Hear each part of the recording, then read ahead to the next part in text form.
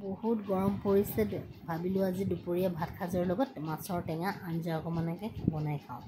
এনেও আমি গৰমত টেঙা খাবই লাগে, তাকে ভাবি তাৰ লগৰ বস্তুখিনি ইয়াত যোগাৰ কৰি লৈছোঁ। জিকা, বিলাহী আৰু গুটি কচু এতিয়া বজাৰত আঞ্জাখন। এয়া মই মাছ ভাজি আছোঁ। মাছ কেইপিচ ডাঙৰেই দেখিছিলোঁ, যেতিয়া মোৰ ভাজি হ'ল সৰু হৈ থাকিলে বৰ দুখ লাগে যেতিয়া মাছ পিচ সৰু হয়।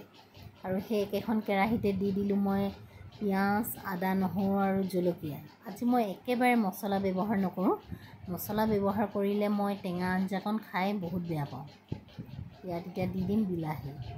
বিলাহী আকৌ মই দুটা কাৰণত দিম দেই, এটা হৈছে ৰং আৰু এটা হৈছে টেঙা। টেঙা কিন্তু এতিয়া একেবাৰে কম, সেইকাৰণে মই ইয়াত আৰু এটা টেঙা ব্যৱহাৰ কৰিম, সেয়া মই শেষৰ ফালে ব্যৱহাৰ কৰিম। তাৰপিছত কাটি লোৱা গোটেই বস্তুখিনি দি দিছোঁ। গুটি কচুৰ লগত থেকেৰা, ঔটেঙা বা বাঁহগাজ দি মাছৰ আঞ্জাখন খাই চাবচোন, বহুত ভাল লাগে। আজি মোৰ নাই, তাকে ভাবি বোলো বিলাহীৰ লগতে আঞ্জাখন বনাওঁ। এয়া ধুনীয়াকৈ মই ভাজি ল'ম এতিয়া। তাৰপিছতে ইয়াত দি দিম মাছ কেইপিচ, যিখিনি মই ভাজি থৈ দিছিলোঁ। আপোনালোকে কচুৰ আচাৰ খাই পাইছে নাই বাৰু? বহুত সোৱাদ হয় আচাৰকণ। কেতিয়াবা মই তাৰ ৰেচিপিটো দিম আপোনালোকক। এতিয়া উতলিবলৈ দিম। সেই উতলি থাকোঁতে মই কিন্তু আনবিধ টেঙা ব্যৱহাৰ কৰিছোঁ।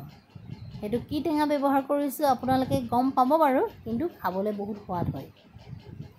ৰেডি হৈ গ'ল মোৰ আঞ্জাকণ। এতিয়া মই প্লেটখন ৰেডি কৰি লওঁ। এয়া হৈছে বৰলীয়া মাছ আছিলে। মাছখিনি কিবা কাৰণত মোৰ ভাং খাই গ'ল ভাজিবনে।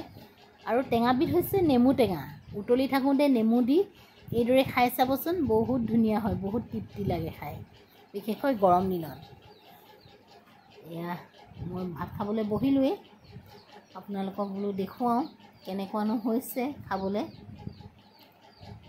কচুকণ খাই চাইছোঁ, যিহেতু বাৰিষা কচু কেতিয়াবা সিজে কেতিয়াবা নিসিজে, মোৰ কিন্তু বৰ ধুনীয়াকৈ সিজিলে।